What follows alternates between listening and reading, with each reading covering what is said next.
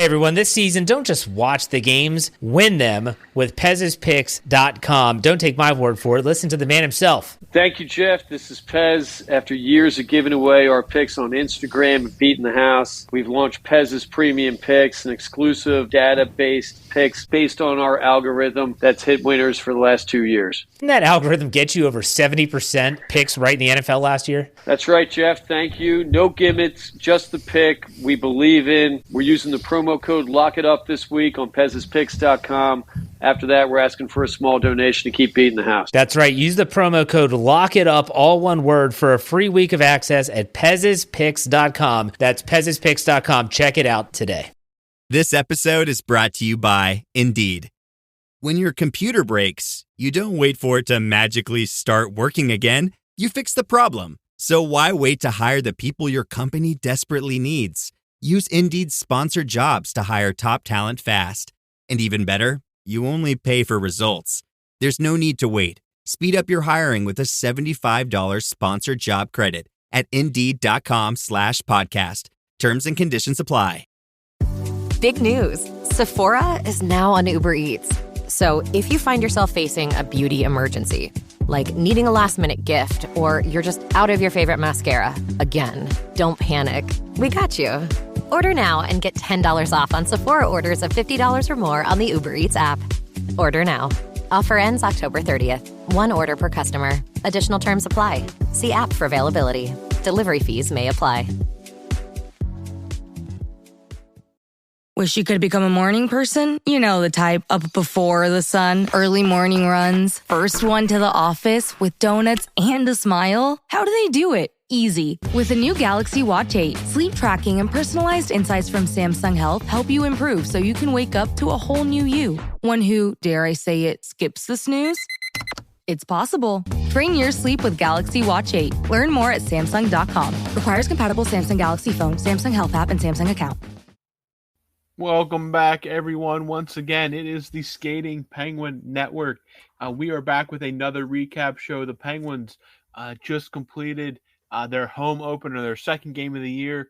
The New York Islanders were in town, and what a game it was. What a way to open the home slate at PPG Paints Arena. But before we dive into that contest, as I mentioned when we started here, it's Robbie here again, as always, and as always, once again, Snail on the other end of the line out in Seattle. Snail, how are things out there? How are things? And give me some quick thoughts on this game against the Islanders. Yeah, out here it's awesome, man. I mean, it's good vibes out here right now in Seattle still. Today I went and got do you guys hand out candy in your neighborhood for trick-or-treaters? Yes, we do. I'm glad to hear that because I've seen this trend that's happening in neighborhoods now where they want kids to assemble at like malls or churches and do trunk or treating, which I'm firmly against. We have both. We have like a big, so we don't have like our local mall isn't in our town. It's like 10 minutes away. They have like a big trick or treat thing. And then like all the little towns around us all do like a trick or treat, usually like on the depending on when Halloween falls. If it's on like a Saturday or Sunday, they usually do it like the Thursday or Friday before. Interesting. So we get a trunk or treat type situation and a traditional house to house trick or treat type situation too. So best of both worlds, I guess, if you're into that. See, growing up, we didn't have trunk or treating, Robbie. When we were growing up, they always told you if somebody was in a car offering you candy, you go the opposite direction. Yeah, now they're like, just take it. Now they're like, yeah, go to where all those cars are and go take candy from strangers. See, when I was growing up, I mean, Halloween was a night of mischief. It was trick or treating prompted by, ding dong ditching. Maybe you get a carton of eggs and you find a rival group of gang friend, like a rival group of children or teenagers, whatever age you're at. And then the older you get, Halloween is basically costume parties and boozing. But now, I'm 34 now, Robbie. You're what, 36? Yep. We're a year older. So I went out today and I got candy to hand out to trick-or-treaters. Dude, it is so hard. I mean, it's a drive-by little one-timer every time I go by. I mean, I just brought the boxes home. I've already had like 6 little bags of candy. I got gummies and like Reese's and stuff like that. And like every time I do a flyby, I'm like, I mean, it's going to be, there's not going to be much left for these trick-or-treaters unless I go and candy's not even cheap anymore, dude. No, it's not. It's really expensive. Candy's very expensive.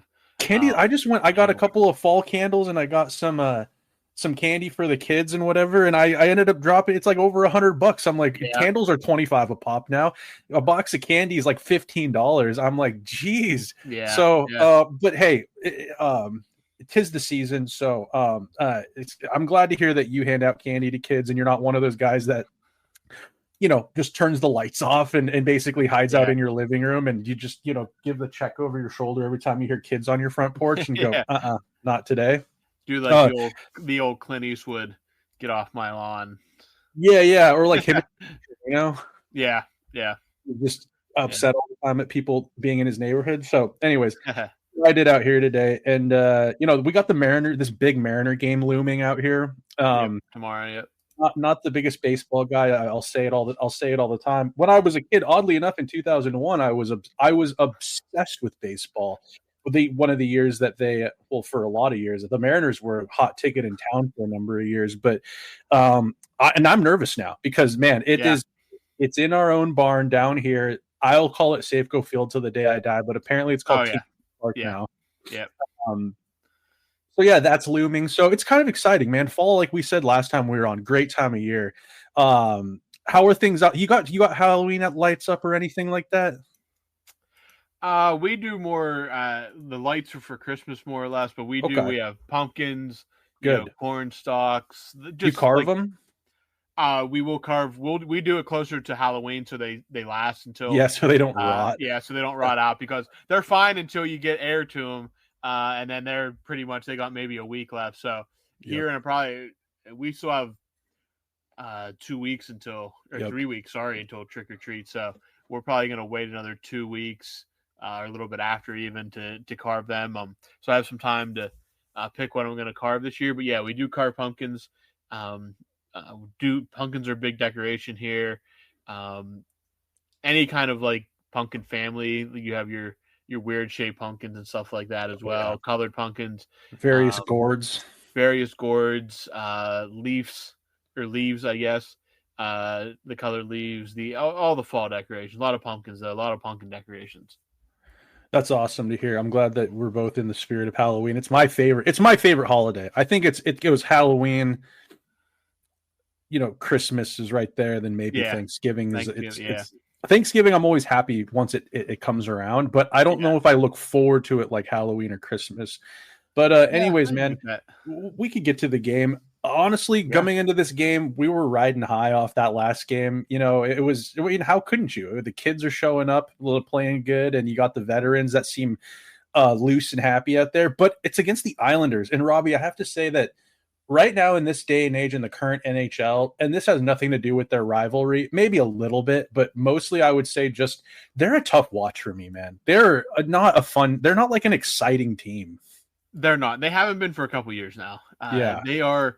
And they all, again, they give the Penguins fits. They even did in this game, but no, they're just not.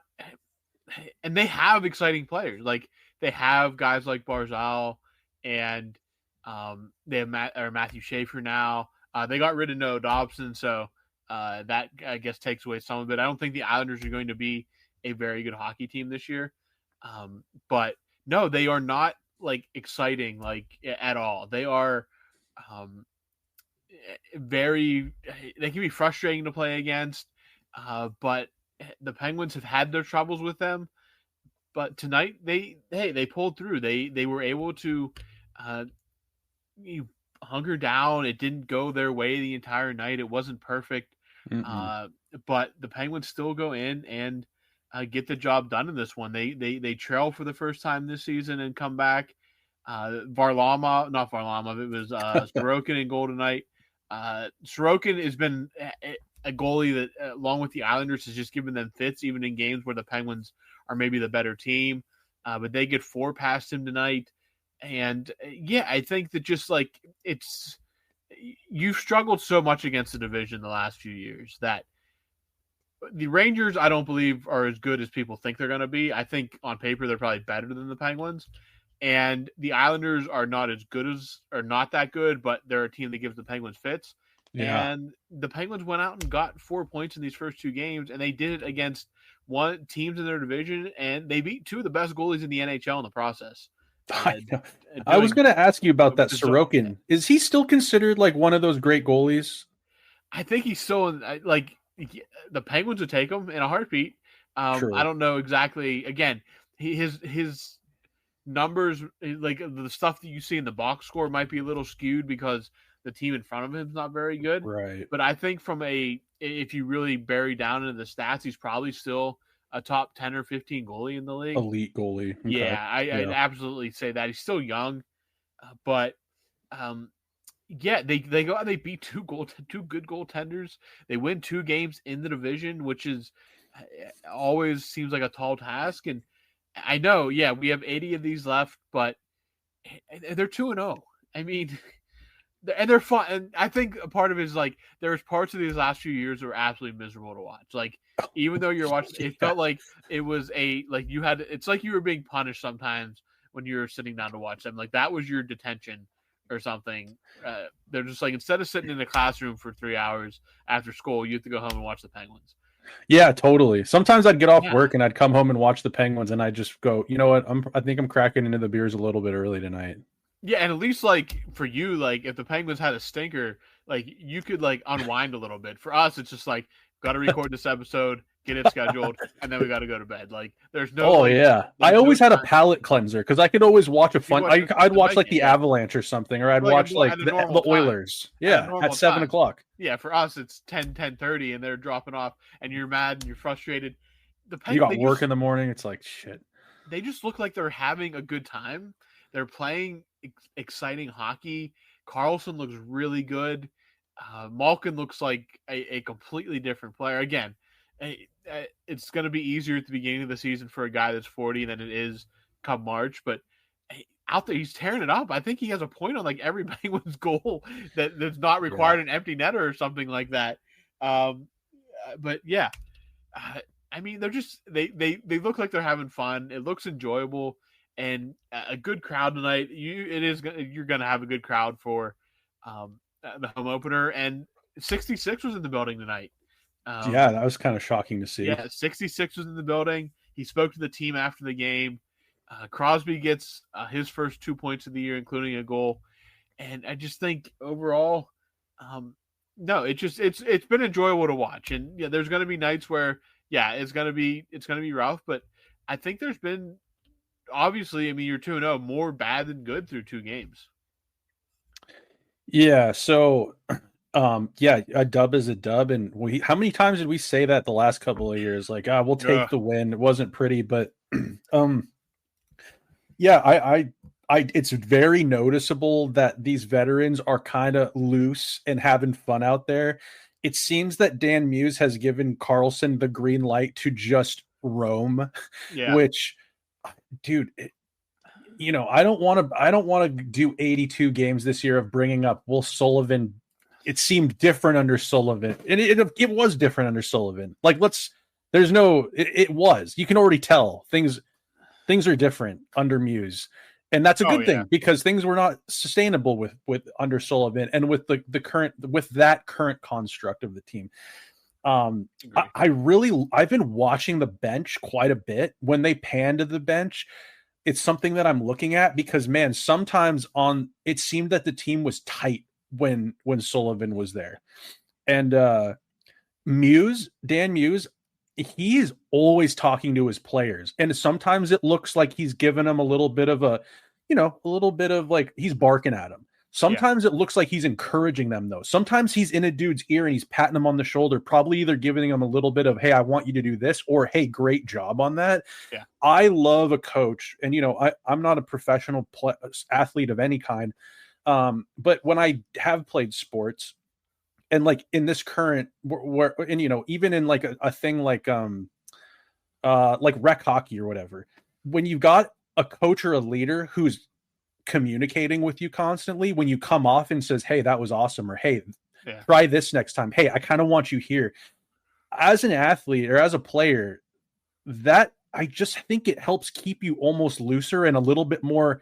You can be engaged and be stiff and tight and worried about your next shift, where when you got a guy like Dan Muse, where it looks like him and Benino are back there talking to the young guys, talking to the veterans.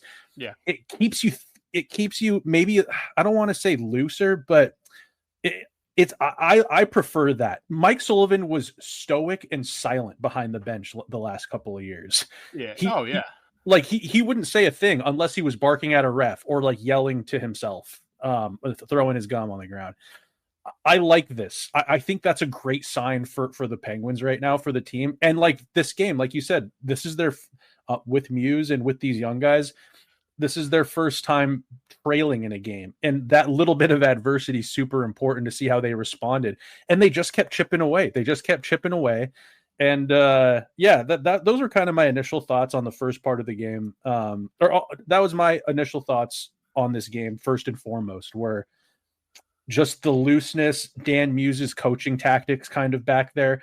He's shuffling the lines quite a bit. You know, we saw like Hollander get a shift or two with Sid. Ville Koivunen started the game with Sid. Malkin's got those two wingers that he's kind of been stuck with. You see Kindle jump up. I saw him up on a shift with Gino at one point. He's keeping it fresh, Robbie. He's keeping it fresh. It's the only game too, but he's keeping it very fresh. And I like it. And I think that you're seeing a team that is fresh is what I would use to describe the Penguins right now. Yeah, absolutely. And you didn't have Brian Rust to start the season, back skating. So good signs there overall. But yeah, I mean, he's just kind of, like you said, keeping things fresh, throwing different combinations out there when he needs to. But I think, again, sometimes that's all it takes is just a new voice. And again, a guy that's never been in this position before, but a guy that knows what development's like. And he's just stepped right into this role.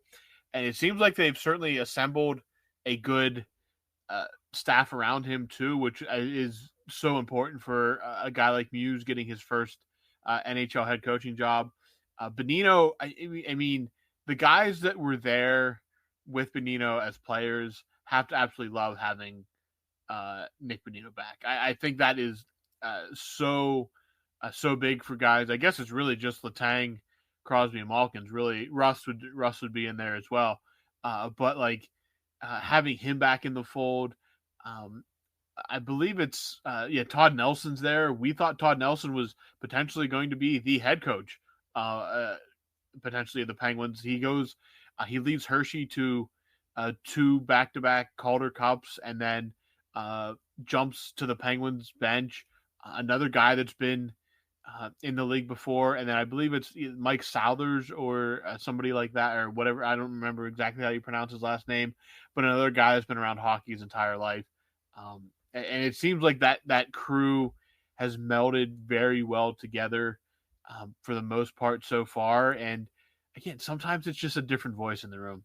That's sometimes the biggest difference. And Muse has seemed to really embrace that role through these 2 games. And it's just nice that the kids are playing. Like Sullivan, that just after that first few years, they won their cups, and then it seemed like they won cups with Sherry and Rust and all these young guys, and then it just kind of seemed like it became like stuck in the ways kind of thing with Sullivan, where guys like Kindle and Brunnicke may have never, or I guess it's Brunick from the way that it was pronounced on the broadcast. I've heard Brunick, Brunick. Brunick, yeah. I've heard a couple of different. But those guys have not just made the team; they're making an impression. Brunick gets his first career goal tonight on a beautiful play set up by a guy that we thought was going to be a part of this team years ago. Philip Allander makes a nice play to get the puck out of the zone. And then Tommy Novak, who people kind of forgot about after he got hurt 2 or 3 games into his tenure last year with the Penguins, makes a nice pass to Brunick. And it wasn't a fluke goal, man. He skated up to that slot with confidence and just risked that pass. Like I said, a very good goaltender. in Sorokin, and Kindle got to be on the ice for that. And yeah, it's a cool moment. That's the kind of stuff that, however this season plays out, that's the kind of stuff that we want. These kids growing into their roles, and through 2 games, yeah, it's been super fun. And you always like to win. Winning is always fun, and it just, I mean, remember how last year started, just getting raced out of the building by the Rangers, and then nothing after that felt.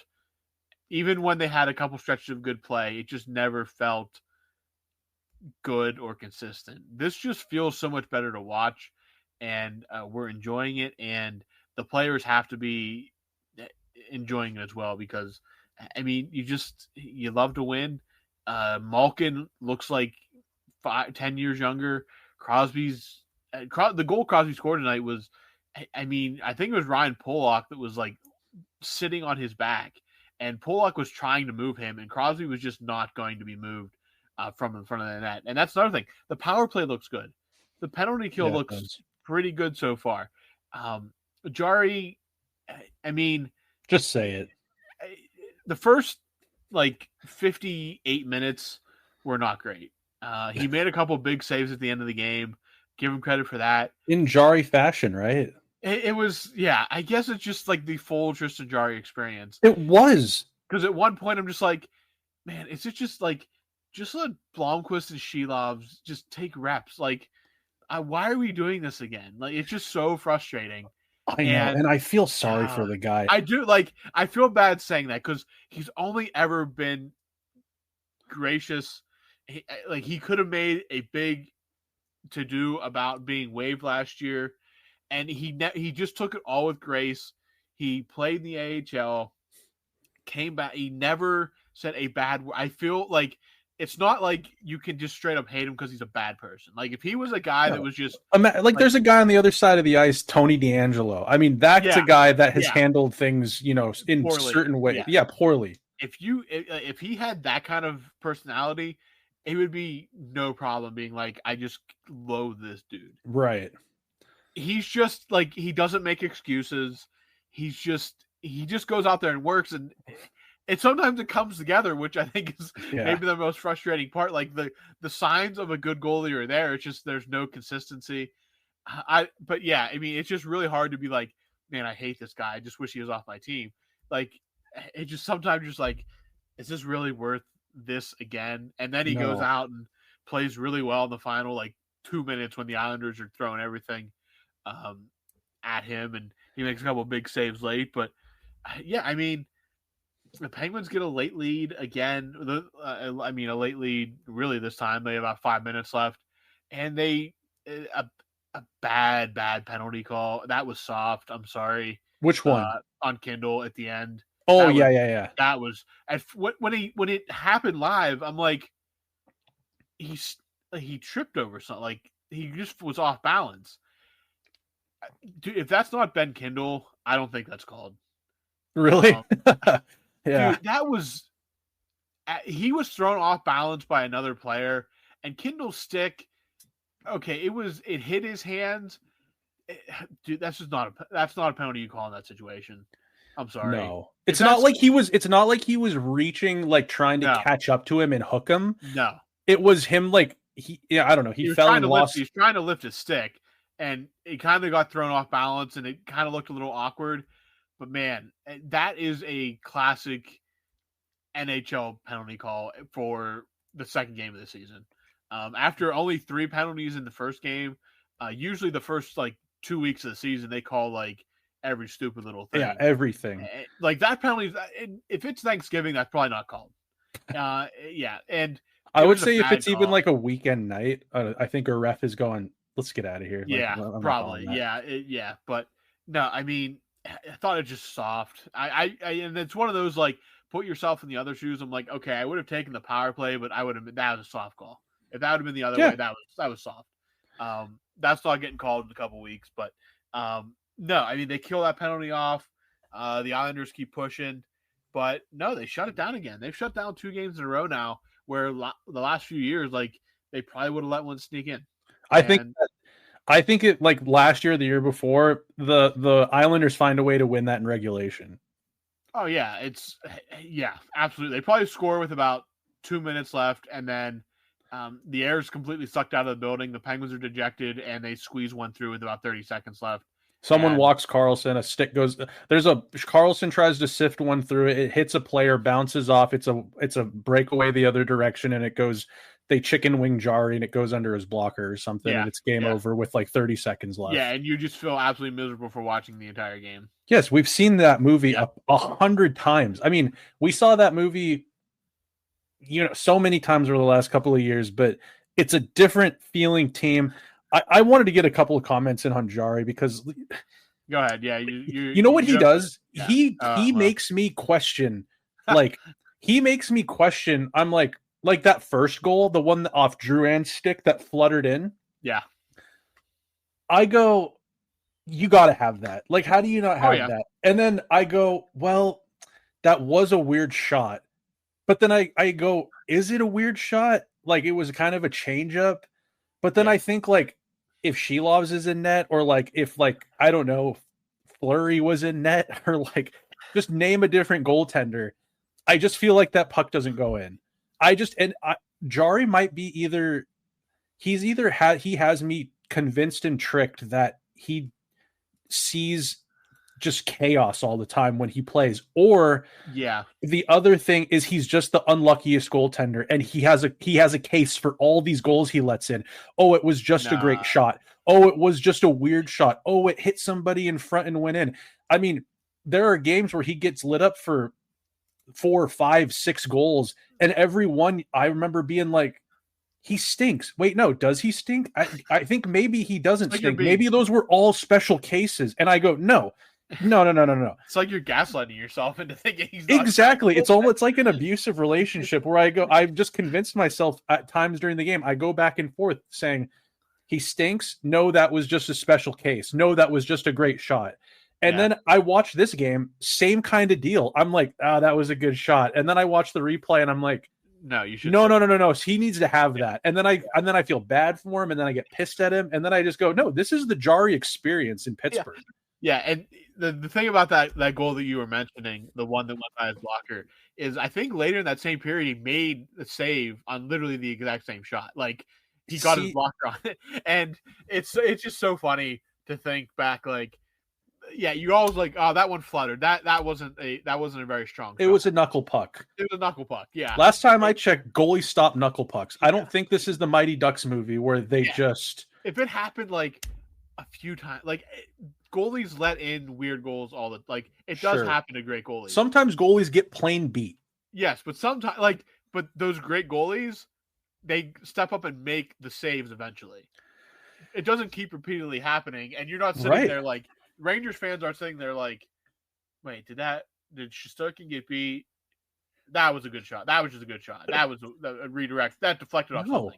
I never had those conversations with myself when Fleury and Murray were in net. No. I would go, Fleury's swimming in net tonight. He needs to be better. Or I'd be like, Fleury's on his game. I'm feeling confident. He stops everything. Jari's the only head case he's the only goalie I become a head case with in anywhere. Jari is the one goaltender that I can tell within 3 shots what kind of night we're gonna have. Yeah, that's a good way to put it. There's a couple he gets his glove on and then the puck goes bouncing somewhere. What is with that? I saw that multiple times tonight. And when that happens, I'm like, oh man, he's gonna give. Oh boy, we're in for one of those games. I don't know. He can't catch the puck. Sometimes it's like he's a little league outfielder. It's just in and out of the glove, and then you start wondering. Wow, maybe that was just an absolute missile and it's good he got some leather on it. And I'm like, no, I think that it's any other goaltender, any other good goaltender, they smother that thing and it's a non-issue.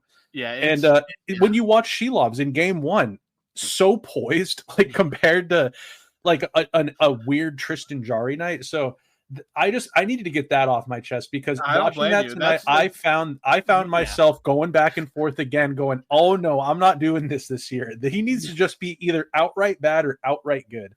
And then at the end of the game, he's making amazing, scrambly saves, and I'm like, I don't know. It's just the full Jari experience on game 2 of the season. Yeah, Cal Palmieri in the final like minute and a half made a really, really nice play to protect the puck and looked like he was going to roof it. And Jari just shrugged and got his shoulder on it and went into the netting.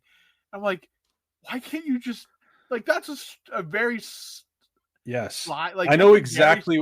I just finished watching the third period. I saw that play and I go, very savvy play. Like, and then I don't, man. Then there's sometimes where he's trying to freeze it and like when Juan punch or cross checked. Yeah, when he got the 5 minute. Yeah, like right before that, like Jari is swimming. He's trying to keep himself out of falling into the goal with the pipe.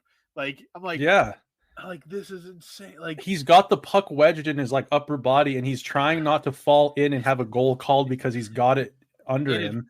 Yeah, I'm just like, it is an experience. Like it is a ride that you should pay for at an amusement park. It is it's like an escape room. Watching Jari start an NHL game in 2025, 2026. It's like if I ever am in a position where I'm captured and they're trying to torture me, they're not going to like waterboard me or anything. They're just going to play Tristan. They're going to tape your eyes open and like you need to watch Jari highlights and the opposite of highlights, blooper reels from the last 3 years. It's just isolated Jari cam from like every game for the past like 3 years. It's within 15 minutes, you're gonna it's gonna be harrowing screams from that room. You'll be like, "I'll tell you whatever you want." They won't need truth serum. I'm just gonna be like, yeah. I'll tell you whatever you need. Yeah, I'll tell you whatever you need. I got just make this stop.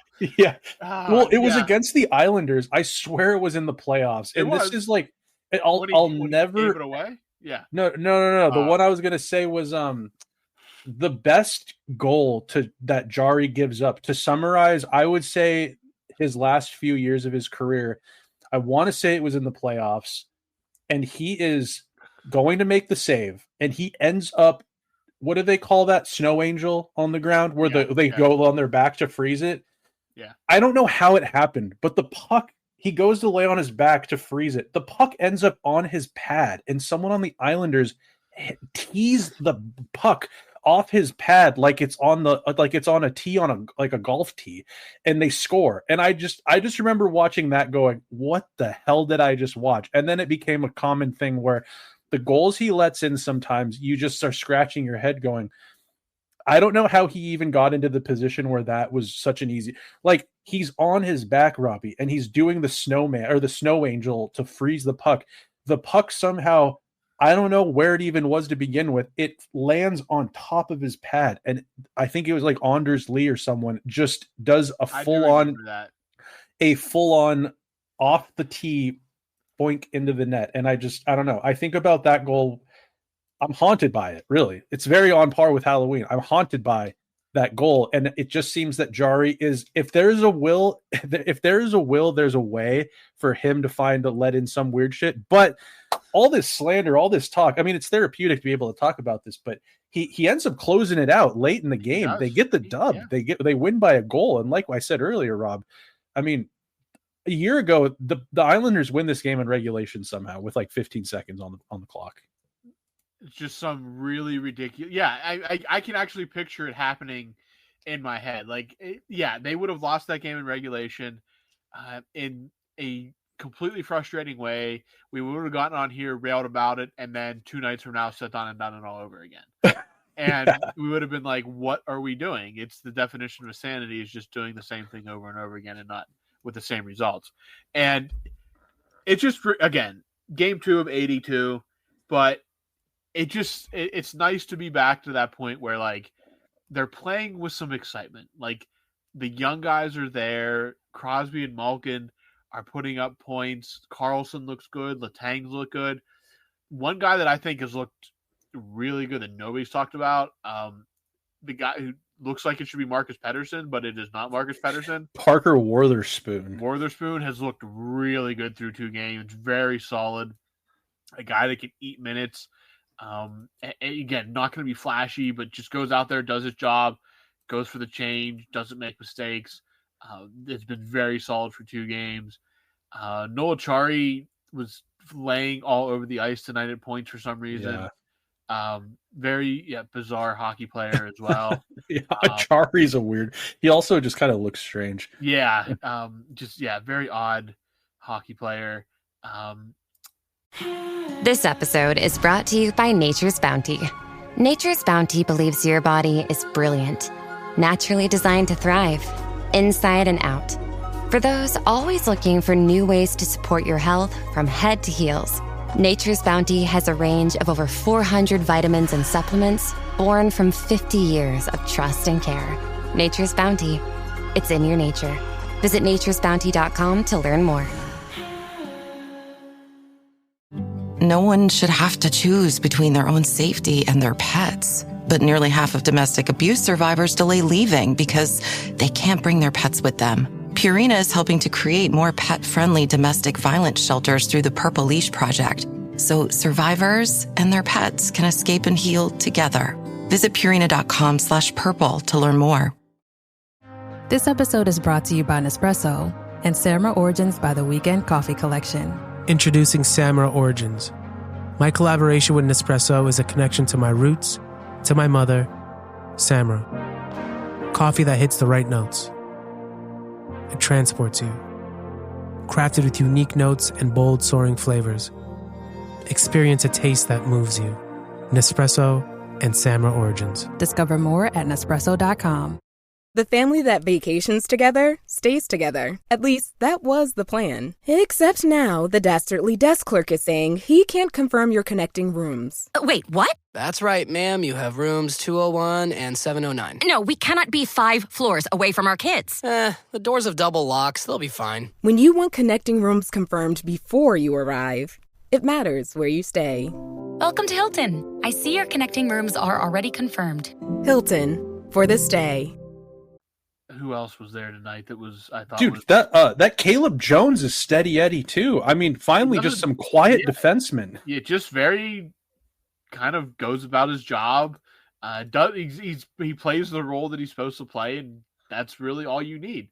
I see people hating on that Caleb Jones, saying, why is this guy making the lineup? I go, do you remember we had Oli Mata in the top 4 for like 6 years? Listen, they're not asking Caleb Jones to be a top pairing defenseman. He's going to go out there, eat 14, 15 minutes on a bottom pairing role with whoever's on the other side of him on a given night, and that's all you can add. And he does a solid job at it. I mean, who's their left side right now? Is it basically Wotherspoon, Shea, and Caleb Jones?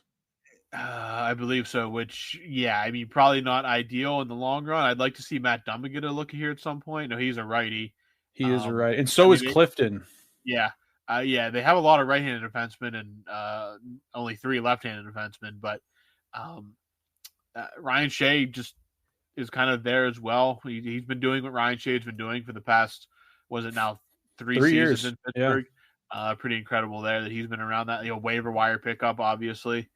But no, just out there, just kind of doing his thing. And I don't think that the decor is the way it is. A shoe's going to drop with it. I think that Karlsson, I'm not vying for any of this. I'm just saying, like, reading kind of like the tea leaves. Like, I think that, does it seem like the play is to get Karlsson's trade stock up and then move on from him?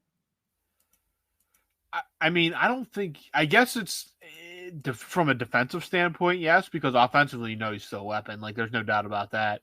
100. Yeah. Seth Jones goes and wins a cup, gets off the rocking chair and goes and wins a cup. Karlsson's way better than Seth Jones. Yeah, his skating's still there. Like, the only thing is just, can he be good enough defensively, and maybe just having that freedom to, like, Dan Mugis is like, hey, go play your game. Like, you don't have to fit into the rigid structure of like a Sullivan system.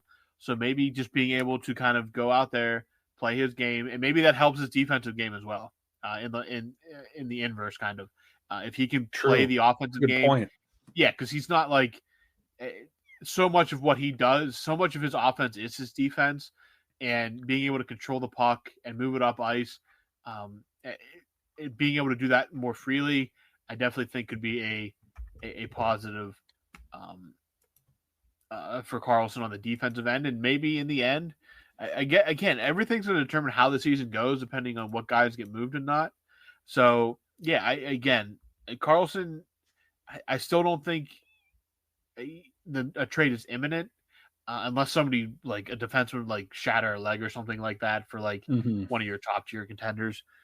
But no, I think right now it's just getting some confidence back for him and getting some frustration out that had been building up the past 2 seasons with Sullivan there. It felt like that's what he was doing tonight. I feel like he was just like, check this out. Like every time he got the puck, like it was like it reminded me of a drop in at roller. He's just like, check me out. Yeah. I am going to start with it in our defensive zone. I will be behind the net in 15 seconds.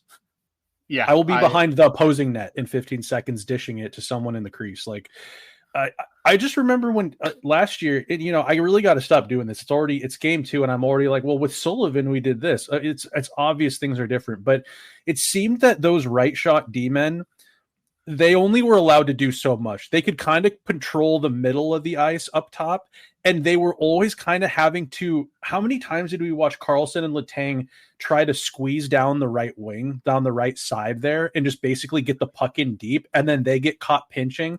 And then it's a chaos trying to get back. Carlson is free flowing. Like he's crisscrossing with is he paired with Caleb Jones or is he paired with Wotherspoon? I guess it doesn't really matter. Whoever he's paired with, he's crisscrossing with that left D-man and he's opening up.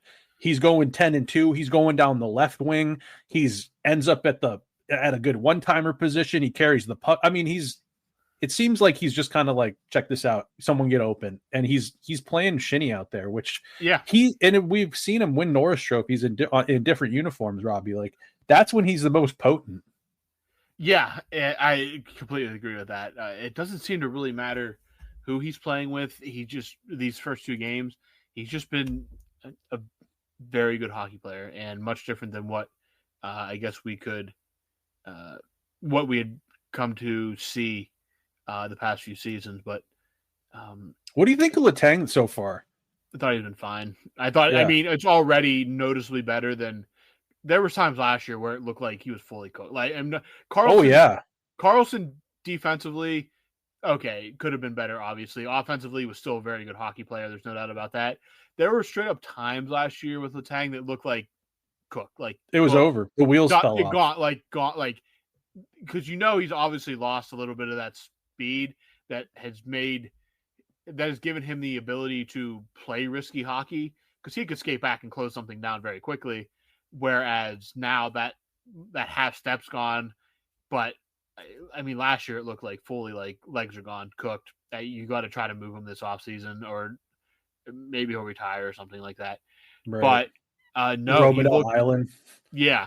But no, I thought through 2 games, he's looked very, very good. I mean, the bar was low because of last season, but he's fully cleared that. He looks really, he's never going to be that old Letang when they are winning cups, obviously, but he looks very, very good in terms of compared to last year. Do you follow him on Instagram? Yeah, I do. Is he like a beast, like a physical beast, like I started following him and I know he got that hole repaired in his heart at the end of last season. Yeah. At the end of last season. So I followed him on Instagram and I mean that dude is an animal in the gym. Well, that's all that has been pretty legendary since he really came into the league. His offseason. He's a freak. Yeah, he's an animal.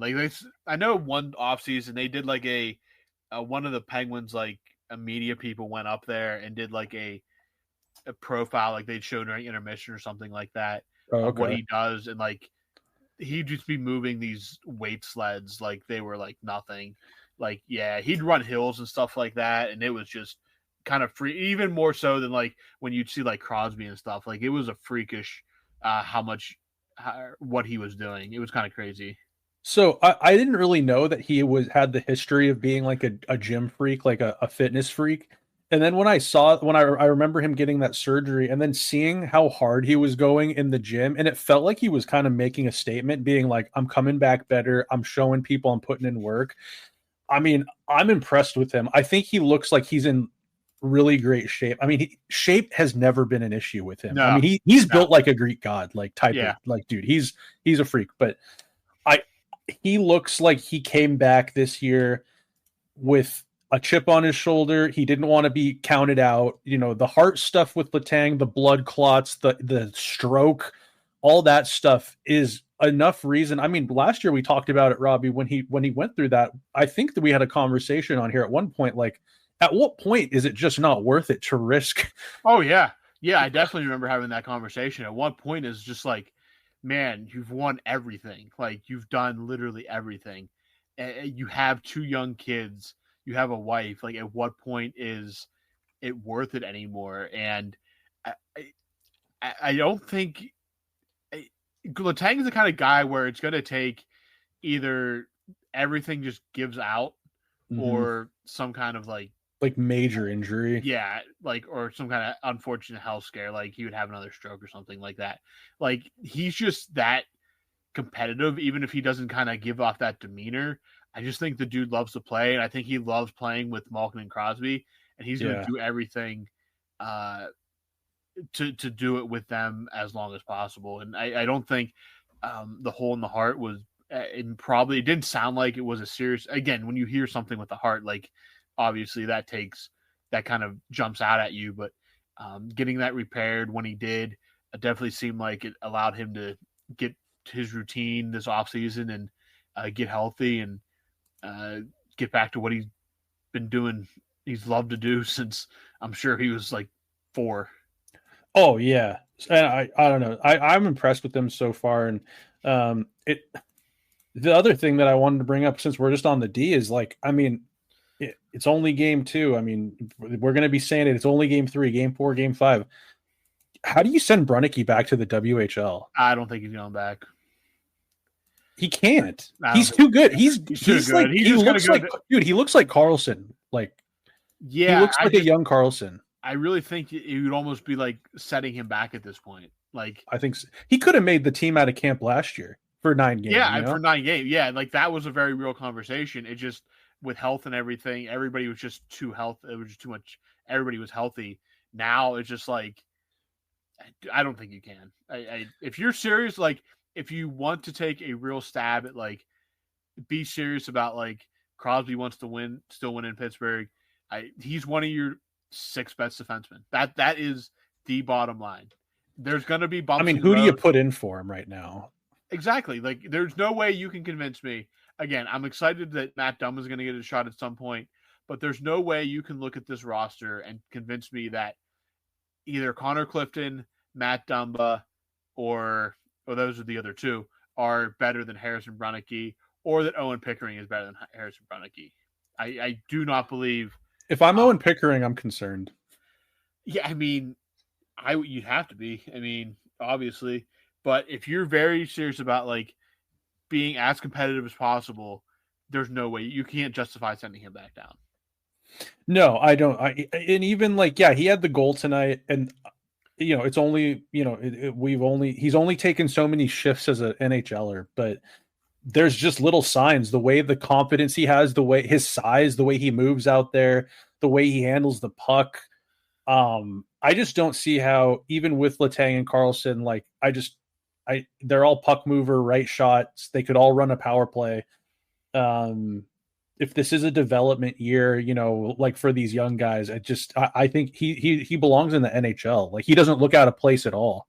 I think Kindle, there's moments that you can tell that, you know, the time and space kind of factor, how quick it is. You can see he's just a half second behind, but the thinking is there. It's just the reaction to these full-grown men and, you know, these veterans. He's just that half step behind. I could see him going back to juniors. I would like to see it. You know, I think that they're going to wait till game 9 to make that decision. There's no reason. Again, there's no reason to rush that decision at this point. There's literally let them go on a long road trip, like you're going to California next week. Let them experience that and evaluate it. Because what 9 games, 1, 3, 4, 5, 6, 7, 8, 9. You won't have to make a decision until the 25th as the 9th game. Okay. You have 2 weeks yet, a little over 2 weeks. You have 7 more games. there's no reason to even let them go on a road trip, get them some experience. You're gonna get the defending Stanley Cup champions in there. And if 9 games, you think that it's going to be better if he just goes down there and tears it up in the W. Hey, that's fine, man. But Brunick or Brunick, or however we want to pronounce it, he's just going to go, and it might even hurt his development to put him down there with a bunch of kids that he's just going to walk all over. Yeah, no, I think he's NHL ready, and I think even if you got to scratch him down the road, having him being a part of the practices and being around the pros, it's just that's development for him at this point. He doesn't need to. What is he going to prove when he goes back to the WHL? Like he's going to be men amongst boys, and I don't know. Yeah, it's very clear that he is. Yeah, again, him and Kindle coming together has been really nice to see. They're kind of going to be like. It kind of already carved out like these are the next 2 like big time guys. You can tell he's definitely he's a year older, a step above Kindle in the way he processes everything. Like you said about like Kindle is like sometimes missing that half second. Yeah, Brunick like jumping up into the play tonight to get that puck and shoot it. That's just instinctual that you can. It was instinctual, and he beat like one of the better goaltenders in the league. Clean. Not off a skate, not off a stick, just beat him straight up clean. He used the defender as a screen, and he just he chicken winged him, went under his elbow, and I mean that's an NHL shot he's got, and I mean you don't need no one needs to convince me anymore. I don't think that Brunick, whatever his name is, better learn it here quick because he's going to be a mainstay. Anyways, I just don't see a world where he gets sent down. I think he's sticking around Pittsburgh this year. I agree with that wholeheartedly. Well, who gets the net in at home against Sully in the gang out in New York? Please be Shilovs. I can't do like. Yeah, can Jari just be the backup? I take it. Like what 60 and 20? Shilov 60, 20. I go 25 if or 27, whatever it would have to be. I mean, I just can't do the Jari like you were alluding to right there. I can't do the Jari games all the time. It's just more or less like that whole experience doing that like 50 times a season. That's too much. I can't do that. I'm gonna need to get on like heart medication or something. I'm gonna just have to be cracking one open every night before the game. I'm just gonna tell myself it's not that serious. Like go to therapy before the game and just be like, it's not that serious. Yeah, our therapists are gonna know who Tristan Jari is shortly here. But yeah, can Jari just be the backup? Like, can we just tell me that so I can prepare and just be like, okay, Jari's starting tonight. There's only so many of these left because he is the backup. Yeah. Give me what his cap is of games played, and I'll mark it off each time he plays one. Yeah, like it's a countdown. Like, yeah, exactly. Anyways, man, that's all I really got, Robbie. You got any more thoughts on this game? No, I'm just happy that they are 2-0. It's been a while since we felt. Are they leading the Metro? I'd say probably by default. Yeah, exactly. But you know, it's the beginning of the year. You only get to say it so many times. Yeah, really. I mean, I think most teams have at least played their first game, or has anybody not played? The Penguins are first. A couple West teams, I think, are actually in the process of playing their first game as we record this. But the Penguins technically are the first team. They have a +4 goal differential. They have a winning streak of 2. I don't see what's stopping them right now. I don't either. I mean, Tristan Jari might, but I mean, tonight he didn't stop him. He did what he had to do. He did what he had to do. It was not pretty, but it happened. Listen, I've seen bad Jari, so I'm going to take the good one when I can get it. So, absolutely, man. Well, we will. They play Saturday, right? Saturday night. I believe it's a night game. Let's go. Let's just keep it rolling. Yeah, why not? It's your last home game before you head out to California for that swing. So, hey, it'd be great to head out west.